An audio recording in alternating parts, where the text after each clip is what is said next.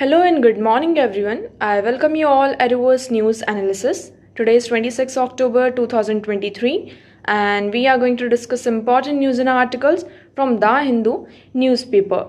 So let's see what important news we got today to discuss. But before starting the video, for PDF join Telegram channel at Reverse News Analysis. Link आपको description box में provided है. Make sure video को last तक देखें so that सारी important news आपकी यहाँ पर कवर हो. तो चलिए स्टार्ट करते हैं और देखते हैं आज हमें क्या क्या डिस्कस करना है. Now first article, Israel steps up attacks, Gaza denied water and fuel. अब आप सभी को पता है यहाँ पर कंटिन्यू 19 दिन हो चुके हैं इस वॉर को स्टार्ट हुए, इसके बीच में इजराइल और हमास के बीच में. ओके, अब यहाँ पर हमास के द्वारा ये कहा जा रहा है, गाजा में ये कहा जा रहा है कि उनके पास जो वाटर है, फ्यूल है, ये सारी चीज़ों की क्या हो रही है, कमी हो रही है. So UN aid agency is on worst stopping operation. अब जितने भी यहाँ पर बड़े बड़े आपके नेशंस हैं, यूएन एजेंसी है, वो यहाँ पर कह रही है कि अब इस ऑपरेशन को क्या करना चाहिए, स्टॉप कर देना चाहिए, खत्म कर देना चाहिए.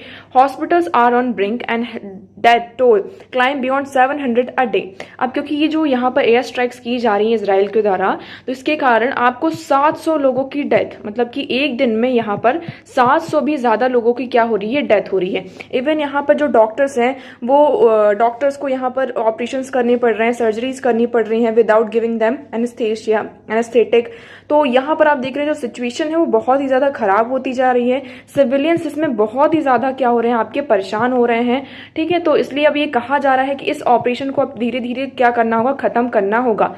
यहाँ पर आज 19 दिन हो चुके हैं और 19 दिन में हम यहाँ पर देखेंगे टोटल हमारी यहाँ पर 6,500 से भी ज्यादा लोगों की क्या हो चुकी है, यहाँ पर डेथ हो चुकी है. सिर्फ ये पैलेस्टीन की बात नहीं हो रही है, गाजा स्ट्रिप्स की बात नहीं हो रही है, इवन इजराइल में भी यहाँ पे बहुत सारे लोगों की जान गई है. इसी के चलते इजराइल ने भी ये कहा है कि जब तक हम हमास को पूरी तरीके से खत्म नहीं कर देंगे तब तक हम नहीं रुकेंगे. लेकिन इसका जो पूरा इम्पैक्ट है, इसी के चलते इजराइल ने क्या किया था, वाटर सप्लाई, फूड सप्लाई, जितने भी आइटम्स थे उसका यहाँ पर क्या कर दिया, सप्लाई गाजा की तरफ यहाँ पर रोक दिया था. ओके, अब देखते हैं फर्दर ये आगे कहां पर अपडेट जाती है. नेक्स्ट आर्टिकल आपका आ जाता है, a month after suspension India partially resume visa service for Canadians. अब आप सभी को यहाँ पर इंडिया और कनाडा के बीच में क्या डिस्प्यूट है, इसके बारे में आप सभी को पता होगा कि कनाडा ने कुछ महीनों पहले यहाँ पर एलिगेशंस लगाए थे, किसका, कि जो हरदीप सिंह निज्जर है ना, हरदीप सिंह जो निज्जर हैं यहाँ पर, उनका इंडिया का इसमें इन्वॉल्वमेंट है, उनकी किलिंग में, उनकी डेथ हुई थी तो उनकी जो किलिंग डेथ में यहाँ पर इंडिया का इन्वॉल्वमेंट है. ये किसने एलिगेशंस लगाए थे, कनाडा ने ये एलिगेशंस आपके लगाए थे. तभी से यहाँ पर क्या हुआ, इंडिया और कनाडा के जो रिलेशन है आपके थोड़े से खराब होते हुए नजर आते हैं. इंडिया ने क्या किया था, यहाँ पर जो वीजा था उसको सस्पेंड कर दिया था, इवन कनाडा के द्वारा भी ऐसा किया गया है आपका. एंड देन हमें यहाँ पर क्या देखने को मिलता है कि जो डिप्लोमेट्स होते हैं, कैनेडियन डिप्लोमेट्स, वो वापस जाते हैं कनाडा में, उनको वापस कर दिया जाता है. उन 41 जो कैनेडियन डिप्लोमेट्स थे उन्होंने इंडिया को क्या किया है, एक हफ्ते पहले अभी छोड़ा है. अब यहाँ पर आफ्टर मंथ ऑफ सस्पेंशन, एक महीना हो चुका है सस्पेंशन को, तो इंडिया ने जो कैनेडियंस हैं कुछ लोगों का, इंडिया ने मतलब पार्शली यहाँ पर वीजा सर्विस को अभी क्या किया, रिज्यूम किया है. ओके, सो जो टूरिस्ट वीजा है आपका और ई वीजा है वो अभी भी यहाँ पर आपके क्या है, एबियंस में है, हेल्ड करके उन्हें रखा गया है, हेल्ड इन एबियंस.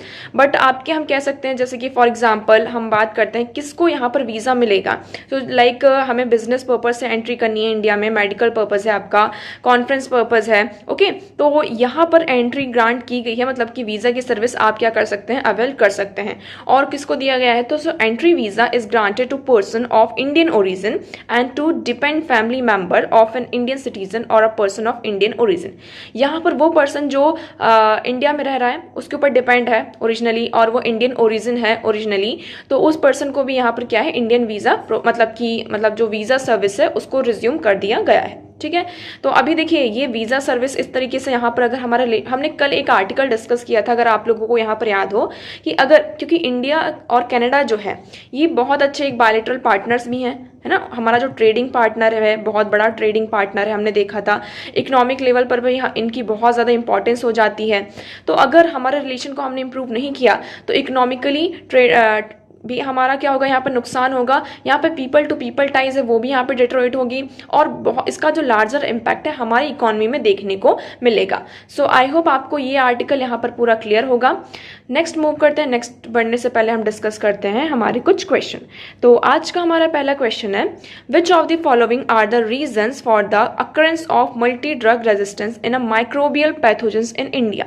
हम किसकी बात कर रहे हैं? Which of the following are the reasons of occurrence of multi drug resistance. आप सभी को यहाँ पर मल्टी ड्रग रेजिस्टेंस के बारे में पता होगा। मल्टी ड्रग रेजिस्टेंस का मतलब क्या होता है? फॉर एग्जाम्पल, आप कोई भी दवाई ले रहे हैं, लेकिन उस दवाई का जो असर है वो आपकी बॉडी पर नहीं हो रहा है।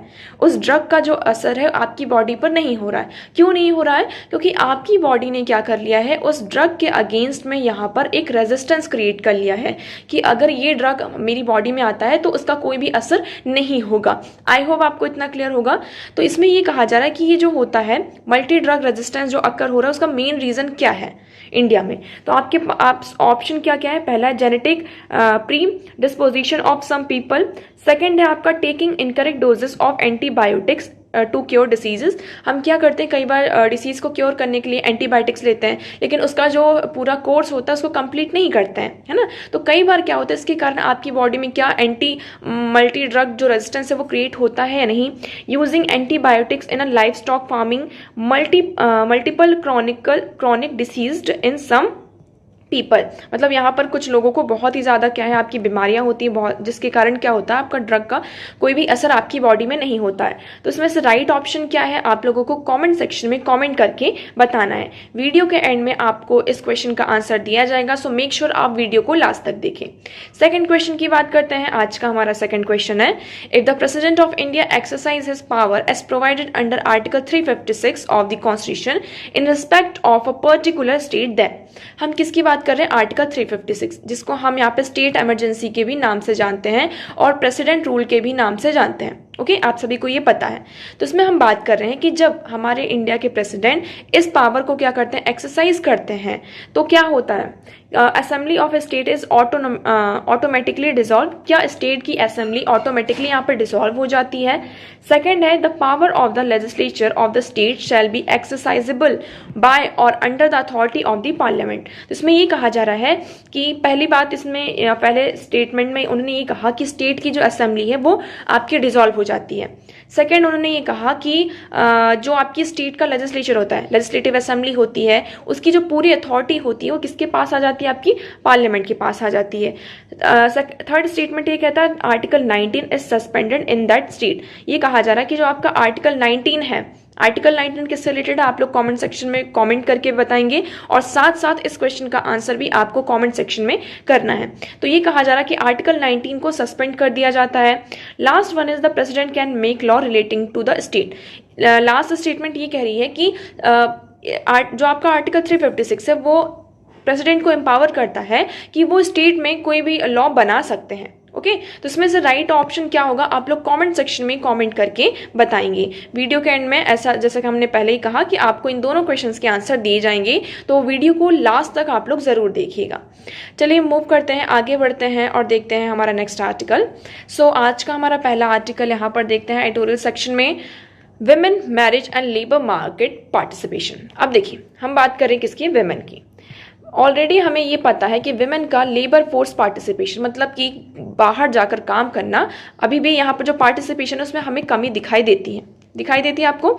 और जब तक इसमें अब वुमेन भी आपकी 2 टाइप्स की हो जाती है, एक हो गई आपकी मैरिड वुमेन और दूसरी हो गई आपकी अनमैरिड वुमेन। अब इस पूरे आर्टिकल में ये डिस्कस किया गया है, अगर आप पूरा इसका क्रक्स निकाल कर देखेंगे, कि जो मैरिड वुमेन होती हैं उनका जो लेबर फोर्स में पार्टिसिपेशन है, इवन स्पेशली इन इंडिया की बात की जा रही है, लेबर फोर्स जो पार्टिसिपेशन है वो बहुत ही ज़्यादा क्या है, आपका कम है। ओके, पहले ये जो पार्टिसिपेशन था धीरे धीरे क्यों कम है, अगर हम उसकी बात करते हैं, क्योंकि देखिए जब शादी हो जाती है तो शादी के साथ साथ इसमें अदर जो रिस्पॉन्सिबिलिटीज़ होती हैं वो भी उनके साथ अटैच हो जाती हैं। काम तो ठीक है कि फॉर एग्जांपल हम जॉब कर रहे हैं, जॉब के साथ साथ उनको ये कर दिया जाता है कि आपकी शादी हो चुकी है तो आपको घर की यहाँ पे पूरी रिस्पॉन्सिबिलिटी अब आपकी हो गई, जितना घर का काम है वो आपका है, ठीक है। उसके साथ साथ यहाँ पर जो भी एल्डर पीपल हैं उनकी देखभाल करना, फिर उसके बाद जो फैमिली प्लानिंग होती है, बच्चे हो जाते हैं, इन सारी ये पूरी जो रिस्पॉन्सिबिलिटी है वो किसकी किसके पास आ जाती है, विमेन के पास आ जाती है। तो इतनी सारी रिस्पॉन्सिबिलिटी होने के बाद फिर जो विमेन होती है वो यहाँ पर जॉब नहीं कर पाती। पहली चीज़ तो ये हो गई। दूसरी चीज़, अगर वो जॉब करती भी हैं तो उन्हें यहाँ पर प्रॉपर एजुकेशन प्रोवाइड नहीं की जाती, उनके पास इतना एजुकेशन नहीं होता है कि वो बाहर जाकर काम कर ले। इवन अगर वो करती भी हैं फिर भी यहाँ पे बहुत सारे हिंड्रेंस हमें देखने को मिलते हैं। अनमैरिड वुमेन की अगर हम बात करते हैं तो उनको ये जो एक तरीके से आप कह सकते हैं जो हाउस होल्ड एक्टिविटी है, ये जो रिस्पॉन्सिबिलिटी है घर की, वो थोड़ी सी कम हो जाती है। अब इस आर्टिकल में देखिए यही डिस्कस किया गया, women's labour market participation is often concomitated with enhanced economic prospect and better household decision making power. अगर अब इसमें ये भी बात कही गई है कि अगर विमेन का लेबर मार्केट में पार्टिसिपेशन ज्यादा होता है तो उनकी जो डिसीजन मेकिंग पावर होती है, घर में हो या फिर किसी बाहर हम बात करते हैं, वो क्या होता है आपका, बढ़ता है। पहली चीज ये। Okay, so from the macroeconomic stand point a diminished level of women's labour force participation rate has significantly consequences for women inter household bargaining power. अगर वुमेन का यहाँ पे पार्टिसिपेशन इंक्रीज होता है लेबर फोर्स मार्केट में तो इससे क्या होता है, उनकी जो बार्गेनिंग पावर होती है वो इंक्रीज होती है। बट अभी भी हमें क्या देखने को मिल रहा है, हम जो पार्टिसिपेशन देखते हैं लेबर फोर्स मार्केट में, उसमें हमें मेन और वुमेन में दोनों में बहुत बड़ा एक डिफरेंस देखने को मिलता है।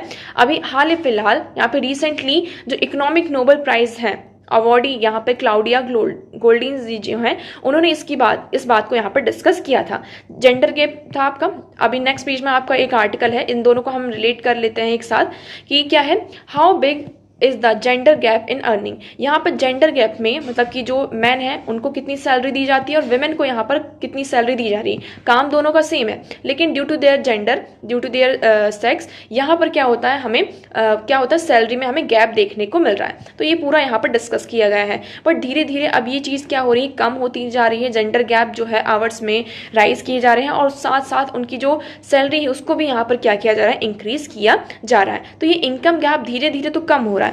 बट अभी भी हमें क्या देखने को मिल रहा है कि जो उनका पार्टिसिपेशन है, अब डेटा यहाँ पर आपके सामने आता है। Globally however the level of female labour force participation remain relatively low. यहाँ पर फीमेल लेबर फोर्स का जो पार्टिसिपेशन है वो हमें लो दिखाई ही देता है। वर्ल्ड बैंक की एक रिपोर्ट आई है, उसके अकॉर्डिंग ये कहा गया है कि 2022 में विमेन कितना था, विमेन का लेबर फोर्स पार्टिसिपेशन कितना था, ओनली 47.3%। इंडिया की बात करते हैं, इंडिया में 1990 से 222 के बीच में ये जो लेबर फोर्स पार्टिसिपेशन है वो कम हुआ है। क्यों कम हुआ है, पहले ये 28% था, 28% से ये 24% हो चुका है। तो आप देख सकते हैं कि बढ़ने की जगह वो क्या हो रहा है, यहाँ पर और ज़्यादा डिक्रीज हो रहा है, कम हो रहा है। इसके साथ साथ ये कहा जा रहा है कुछ और भी फैक्टर्स आपके इंक्लूड हो जाते हैं। फॉर एग्जाम्पल यहाँ पे कुछ रिलीजियस फैक्टर आपकी फैमिली फार्म हो जाती है, हाउस होल्ड हो जाते हैं। हम बात करते हैं किसकी, रिलीजियस कुछ फैक्टर्स इंक्लूड हो जाते हैं। दूसरा यहाँ पर house hold factors, societal norms की बाहर जाकर यहाँ पर आप काम नहीं कर सकते हैं। तो ये सारी चीज़ें भी क्या हो जाती हैं, इम्पोज की जाती हैं विमेन के ऊपर, जिसके कारण हमें उनका जो लेबर फोर्स पार्टिसिपेशन है वो हमें कम दिखाई देता है। आई होप आपको यहाँ पर क्लियर होगा। देखिए, result of increasing family obligation, societal disapproval associated with the women in employment outside the domestic sphere. मतलब कि औरतें बाहर जाके काम नहीं कर सकती, ये एक स्टिग्मा होता है, अटैच होता है ना। ये सारी चीज़ें क्या होती हैं, एसोसिएट होती हैं। सो अदर चैलेंजेस की हमने अगर जैसे बात करी कि जेंडर सिमेट्रिकल, हम अगर विमेन जॉब करती भी हैं, करियर ऑप्शन को यहाँ पर वो भी करती हैं, तो यहाँ पर जेंडर गैप हमें देखने को मिलता है कि जो आपका सैलरी है उसमें हमें क्या देखने को मिलता है, चेंजेस देखने को मिलते हैं। ओके, तो इसमें पूरा यही दिया गया है। आई होप आपको यहाँ पर क्लियर होगा। तो एक जो वर्किंग एज ग्रुप होती है, स्पेशली हम किसकी बात कर रहे हैं, यहाँ पर एक डेटा है कि लेबर फोर्स जो पार्टिसिपेशन है विमेन में एज ऑफ 25 टू 49 ईयर्स में, ये जो लेबर फोर्स पार्टिसिपेशन है वो 50% यहाँ पर क्या हुआ, आपका डिक्रीज हुआ है। Okay, so here you will see the decline in the female labor force participation is primarily concentrated within the age group of 25 to 29। यहाँ पर स्पेशली जो लेबर फोर्स पार्टिसिपेंट डिक्रीज हुआ है किसके बीच में हुआ है, 25 से 29 एज गैप में हुआ है। और इसका जो अनमैरिड का, इसमें दो चीज़ें दी गई, मैरिड और अनमैरिड। जो मैरिड वेमेन है उनका जो पार्टिसिपेशन है वो और ज़्यादा क्या हुआ है, आपका डिक्रीज हुआ है। तो इसका सॉल्यूशन क्या बताया जा रहा है, सॉल्यूशन ये बताया जा रहा है कि जो मैरिड वेमेन है और जितने भी वेमेन हैं, अगर हमें उनका पार्टिसिपेशन इंक्रीज करना है तो सबसे पहले क्या करना होगा, गवर्नमेंट को कुछ ऐसी पॉलिसीज लेकर आनी होगी जिससे हम उनका पार्टिसिपेशन क्या कर सकें, और ज़्यादा इंक्रीज कर सकें। ठीक है, दूसरी चीज़ यहाँ पर जो हम बात करते हैं, जैसे कि विडोज हैं, डाइवोर्स और अनमैरिड वेमेन हैं, इनका पार्टिसिपेशन तो हमें फिर भी ठीक दिखाई देता है, बट जो मैरिड वेमेन है उनके साथ जो ये हाउस होल्ड रिस्पॉन्सिबिलिटी अटैच हो जाती है, जिसके कारण वो बाहर जाकर काम नहीं कर पाती हैं, तो हमें इस चीज़ को कम करना होगा। इसके लिए गवर्नमेंट की आपकी एक स्कीम भी आई थी, इनिशिएट किया था गवर्नमेंट ने, national creches scheme for the children of working mothers. तो यहाँ पर इस स्कीम में ये कहा था, जो पब्लिक और प्राइवेट सेक्टर में इस स्कीम को क्या किया जाएगा, आपका इंप्लीमेंट किया जाएगा, जिसमें क्या होगा, मैरिड वुमेन का जो लेबर फील्ड में इन्वॉल्वमेंट होगा वो इंप्रूव होगा। ओके, सो आप इस स्कीम को यहाँ पर याद रखेंगे, national creches scheme for children of working mother. जितनी भी आपकी वर्किंग मदर है, उनके बच्चे हैं, तो किस तरीके से ऑफिस में हम एक स्फीयर क्रिएट कर सकते हैं जहाँ पर बच्चों की देखभाल किया जाए। ठीक है, तो एक तरीके आंगनबाड़ी जैसी जो सुविधाएं हैं इसको प्रपोज किया जा सकता है, जिससे बच्चों का क्या होगा, यहाँ पे पालन पोषण भी हो जाएगा, मतलब कि जो एक टाइम के लिए, और विमेन का भी जो फोर्स है, लेबर फोर्स पार्टिसिपेशन भी क्या होगा, आपका इंक्रीज होगा। सो आई होप आपको ये आर्टिकल यहाँ पर क्लियर होगा। नेक्स्ट मूव करते हैं, next article is unhealthy urban India must get into street fight mode. अब किसकी बात हो रही है यहाँ पर, अनहेल्दी अर्बन इंडिया। हम यहाँ पर अर्बन पीपल की बात कर रहे हैं और स्ट्रीट, दो चीजों को इस आर्टिकल में लिंक किया गया। ठीक है, अब ये डेटा हमारे सामने आया है कि 2035 तक, मतलब 2035 तक इंडिया की जो अर्बन पॉपुलेशन है वो कितनी हो जाएगी, 675 मिलियन। आपको ये डेटा याद रखना है। वर्ल्ड में सेकेंड लार्जेस्ट हमारी कंट्री होगी जहां पर अर्बन पॉपुलेशन इतनी ज़्यादा होगी। पहली चीज़ आपको इतनी समझ में आई। अभी जो अर्बन पॉपुलेशन है धीरे धीरे इंक्रीज हो रही है, लेकिन इस इंक्रीजमेंट के साथ साथ ये जो नंबर इंक्रीज हो रहा है, इसके साथ साथ वेरियस जो फैक्टर्स हैं वो भी इंक्लूड होते जा रहे हैं। सबसे बड़ा जो फैक्टर है, आप लोगों को पता है क्या है, आपका हेल्थ है। हम इसको यहाँ पर इस आर्टिकल में हेल्थ से ही रिलेट किया गया।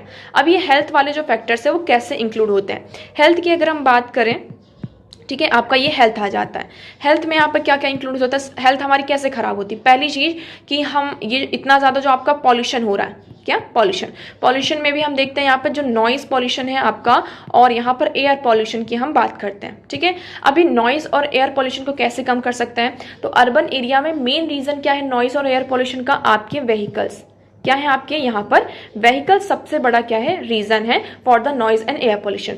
अब हम कह रहे हैं कि हमें क्या करना है, इस व्हीकल्स को कम करना। इसके लिए हम जो इलेक्ट्रिक व्हीकल्स है इसकी तरफ क्या करें, ज़्यादा से ज़्यादा आगे बढ़ रहे हैं कि हम अब क्या करेंगे, इलेक्ट्रिक व्हीकल्स का यूज करेंगे, जिससे क्या होगा, एयर पॉल्यूशन में कमी आएगी और साथ साथ यहाँ पे जो नॉइज पॉल्यूशन है उसमें भी कमी आएगी। दूसरी चीज इसमें ये कहा जा रहा है कि इतनी ज्यादा भीड़ हो रही है व्हीकल्स का, मतलब आप देखेंगे हर एक घर में आपको एक से ज्यादा यहाँ पर व्हीकल्स देखने को मिलते हैं। घर में फैमिली एक है लेकिन आपको वहां पर गाड़ियां 2-3 देखने को जरूर मिल जाएंगी। ठीक है, इससे क्या होता है, आपका जो घर का एरिया है, जहां थोड़ा बहुत भी पार्किंग एरिया होता है, घर का सामने का एरिया होता है, वो पूरा भरा होता है, किससे, गाड़ियों से भरा होता है, आपके जो भी व्हीकल्स हैं उनसे भरा होता है। तो फॉर एग्जांपल अगर यहाँ पर जो लेन होती है, वॉकिंग लेन होती है, रनिंग लेन होती है, जहां पर हम वॉक कर सकें, कोई भी फिजिकल एक्टिविटी यहाँ पर कंडक्ट कर सकें, ठीक है, तो बहुत ज्यादा भीड़ भाड़ वाली हो जाती है। तो लोग क्या करते हैं, यहाँ पर जो फिजिकल एक्टिविटी होती है उसको यहाँ पर करने से रुकते हैं कि इतनी भीड़ वाली जगह में कौन जाए। तो आई होप आपको यहाँ पे क्लियर होगा। पहली चीज यहाँ पर पॉल्यूशन, दूसरी चीज यहाँ पर लोग ज्यादातर जो फिजिकल एक्टिविटी है उसमें ध्यान नहीं दे रहे हैं, लेकिन हमारे बॉडी के लिए फिजिकल एक्टिविटी बहुत ही ज्यादा इंपॉर्टेंट है। अगर दूसरी चीज हो गई, तीसरी चीज आपका जो न्यूट्रिशन है उसमें कमी आती है। अब इसमें ये कहा जा रहा है कि फिजिकल एक्टिविटी आपके लिए इतनी ज्यादा इंपॉर्टेंट है कि वो आपका जो न्यूट्रिशन गैप है उसको भी फिल कर सकती है। फॉर एग्जाम्पल अगर आपने कैलोरीज का ज्यादा इंटेक कर लिया है, या फिर आपका जो न्यूट्रिशन जितना आपको मिलना चाहिए आपने एक दिन में उतना न्यूट्रिशन नहीं लिया, लेकिन आपने फिजिकल एक्टिविटी उतनी पूरी की है, ठीक है, फिजिकल एक्टिविटी आपने की है, तो ये क्या करेगा, यहाँ पर इसको एक तरीके से डेटरेट कर लेगा, आप ऐसा कह सकते हैं कि उसको कॉम्बेट कर लेगा। आपकी जो फिजिकल एक्टिविटी है जो यहाँ पर आप न्यूट्रिशन के कारण फुलफिल नहीं हो पाई है, उसको यहाँ पर कौन करेगा, कवर करेगा, यहाँ पर आपकी फिजिकल एक्टिविटी कवर करेंगी। सो आई होप आपको यहाँ पे क्लियर हो रहा होगा। तो देखिए जो हम यहाँ पे बात करें, dysfunctional provisioning system consume more than 90% of the world's water and global CO2 emission. यहाँ पर हमारा CO2 का एमिशन, ये सारी चीजें हो ही रही हैं। उसके बाद the socio spatial political design of urban provisioning system system in India में of which are legacies of colonial past manifest and exacerbates social inequalities in cities by class, race, age, migrant, disability status। ये सारी चीज हो रही। अब हमें क्या करना है, डबल और ट्रिपल ड्यूटी एक्शन। अब हम इन्वेस्टमेंट कर रहे हैं कहाँ, क्लीन एनर्जी में और इलेक्ट्रिकल व्हीकल में, जिससे हम क्या कर सकें, जो हमारा एक तरीके से गोल है, इंडिया का क्लाइमेट गोल और इक्विटी गोल है, उसको मीट करने में हमारी हेल्प करेगा। जो पॉल्यूशन है यहाँ पर इम्पैक्ट है, उसको भी क्या करेगा, ये हमारी हेल्प करेगा उसको कम करने में। सो देखिए, regular exercise has been ineffective mitigate the impact of other risk factors such as poor diet. हमारी जो पुअर डाइट है, अगर हम फिजिकल एक्सरसाइज करते हैं रेगुलर, तो हमारी जो पुअर डाइट है, पर्टिकुलरली जो हमारे कैलोरीज और सैचुरेटेड फैट है, उसको मिटिगेट करने में क्या करता है, हमारी हेल्प करता है। लेकिन हम प्रॉपर यहाँ पर फिजिकल एक्सरसाइज करते ही नहीं है, है ना, क्योंकि हमारे पास यहाँ पे एडिक्वेट स्पेस नहीं होता है कई बार। तो इस आर्टिकल में एट द एंड यही कहा जा रहा है, जैसे कि फिजिकल एक्टिविटी ना करने के कारण, जैसे कि आपको डायबिटीज, कार्डियोवास्कुलर डिसीज जो आपकी हो रही है यहाँ पे इतनी ज्यादा, आपको हार्ट अटैक की यहाँ पे जो बीमारियां देखने को आजकल मिल रहा है, आपके जो ब्लड प्रेशर की बीमारियां देखने को मिल रही हैं, तो ये सारी चीजों में क्या होगी, आपकी कमी आएगी। तो हमें एक होलिस्टिक अर्बन प्लानिंग की जरूरत है, जिसमें हम क्या करें, जो फिजिकल एक्टिविटी, एयर पोल्यूशन है, इन सारी जो रिस्क फैक्टर्स है, उनको हम कम करें। हमारी जो अनहेल्दी डाइट्स है, reduce physical activity and air pollution in cities in India pose a greater risk to mobility and mortality, the most then risk factor combine reducing drug, tobacco, alcohol, accident. तो इसमें ये कहा जा रहा है कि जितनी आपकी मतलब कि रिस्क आपको टैबोको, जो आपका तंबाकू है, अल्कोहल है, एक्सीडेंट है, ड्रग्स है, इससे नहीं होता है, इसका पूरा आप रिस्क फैक्टर इंक्लूड करिए, उससे ज्यादा आपको रिस्क पता है किससे होता है, आपकी अनहेल्दी डाइट से, आपकी फिजिकल एक्टिविटी जो आप रिड्यूस कर रहे हैं उससे, और air pollution in the cities से। तो हमें यहाँ पर एक होलिस्टिक प्लानिंग की जरूरत है, जिससे हम क्या कर सकें, इन चीजों को मिटिगेट कर सकें। सो आई होप आपको ये आर्टिकल यहाँ पर क्लियर होगा। ओके, नेक्स्ट मूव करते हैं नेक्स्ट आर्टिकल की तरफ। सो ये नेक्स्ट आर्टिकल है the legality of using white phosphorus. अभी व्हाइट फॉस्फोरस का यूज किया जा रहा है किसके द्वारा, इजराइल के द्वारा। कहाँ पर, आपके यहाँ पर जो ये एयर स्ट्राइक्स वगैरह हो रही हैं, उसमें व्हाइट फॉस्फोरस का यूज किया जा रहा है। इसके यूज से क्या होता है कि जो एरिया होता है पूरा डेंस हो जाता है, ऐसे आपके सामने फॉग हो जाता है। और ये जो चीज है, ये इंसेंडिमेंटरी डिवाइस है, मतलब कई बार इसके कारण क्या हो सकती है, आग भी लग सकती है।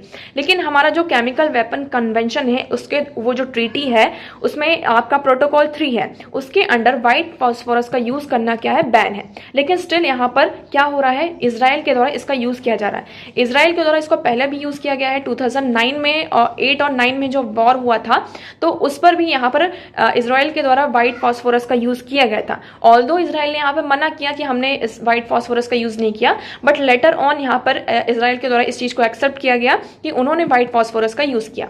अब व्हाइट फॉस्फोरस का यहाँ पर सिविलियंस के साथ साथ और आपके इन्वायरमेंट में भी बहुत बड़ा इंपैक्ट देखने को हमें मिलता है। तो आप लोग कमेंट सेक्शन में यहाँ पर देखिए, कमेंट करके बताएंगे इसमें ये क्या करता है, आपका बहुत ही डेंस स्मोक क्रिएट करता है, जिससे कि क्या होती है कि जो कॉम्बेंट होती है उनकी विजिबिलिटी यहाँ पर हिंडर होती है, जिससे कि हम क्या कर सकते हैं, उन पर अटैक कर सकते हैं। ठीक है, लेकिन यहाँ पर व्हाइट फॉस्फोरस का अगर हम कंटिन्यू यूज करते हैं, तो इससे फायर जैसी जो सिविलियंस है, इसको बहुत ज्यादा यहाँ पर, अब देखिए जो हमारे प्रिंसिपल्स हैं, कन्वेंशन, जो हमारे convention on certain conventional weapons principles हैं, उनके अकॉर्डिंग जो इंसेंडेंटरी वेपन्स होते हैं, इंसेंडेंटरी वेपन्स कौन से होते हैं, वो वेपन्स जिसके कारण यहाँ पर आग लगती है। ठीक है, तो इसका हमें यूज नहीं करना है किसी भी वॉर में, क्योंकि इसका सबसे बड़ा जो रिस्क होता है, किसको होता है, हमारे सिविलियंस को होता है। तो यहाँ पर सिविलियंस को कोई भी हार्म ना हो, इसलिए इसको बैन करके रखा गया है। बट अभी यहाँ पर क्या हुआ है, ये जो एक तरीके से आप कह सकते हैं, इसका व्हाइट फॉस्फोरस का यूज यहाँ पर किया जा रहा है। यहाँ पर इजराइल तो इस चीज को डिनाई कर रहा है,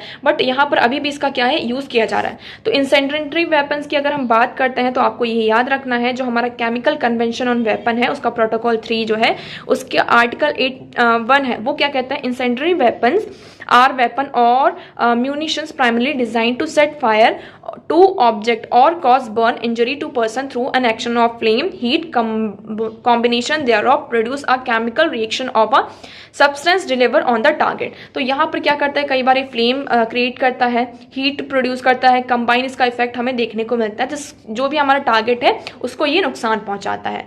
तो ये एक तरीके से बैन है, बट स्टिल यहाँ पर क्या हो रहा है, इसका यूज किया जा रहा है। ठीक है, नेक्स्ट मूव करते हैं, नेक्स्ट आर्टिकल है आज का हमारा ISA to release report on global adoption of solar technology in November।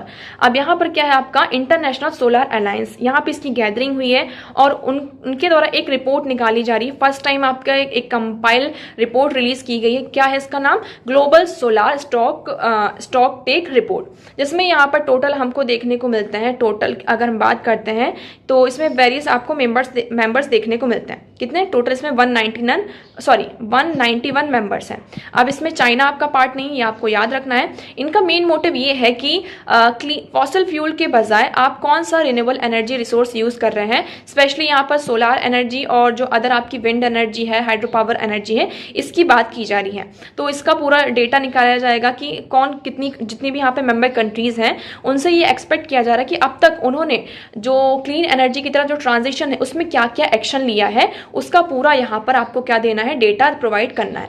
Okay तो यहाँ पर देखेंगे सोलार फोटोवोल्टिक इंस्टॉलेशन ग्लोबली टस्ट। यहाँ पर अगर हम पूरे वर्ल्ड की बात करते हैं ग्लोबली, तो अभी जो हमारा सोलार फोटोवोल्टिक इंस्टॉलेशन है वो कितना टच हो चुका है? 1133 गीगावाट। इसमें से चाइना की बात करते हैं तो चाइना में अलोन, सिर्फ ओनली चाइना में 350 मेगावाट यहाँ पे इंस्टॉल किया गया है। Although China is not a part of ISA, international solar alliance का पार्ट नहीं है, बट स्टिल उसके द्वारा यहाँ पर इतना क्रिएट किया। इंडिया के द्वारा यहाँ पर 62 गीगावाट यहाँ पर क्या है आपका कॉन्ट्रीब्यूट है, रिमार्क है। सो आई होप आपको इतना अभी यहाँ पर क्लियर होगा। तो आपको ये याद रखना है, इंटरनेशनल सोलर अलायंस, ये इनकी पहली मीटिंग अभी दिल्ली में होगी इसी साल, इसलिए हमारे लिए इंपॉर्टेंट हो जाता है। और रिपोर्ट क्या है आपकी? Global solar stocktake report. Okay ये आपका यहाँ पे प्रीलिम्स का फैक्ट आ जाता है। सो न्यूज और आर्टिकल्स तो हमारे यहीं पर खत्म होते हैं और अब हम डिस्कस कर लेते हैं हमारा आज का क्वेश्चन। तो आज का हमारा पहला क्वेश्चन ये था, which of the following are the reason for the occurrence of multi drug resistance in a microbial pathogens in India. तो इसका आपका राइट ऑप्शन होता है ऑप्शन ए 1 और 2।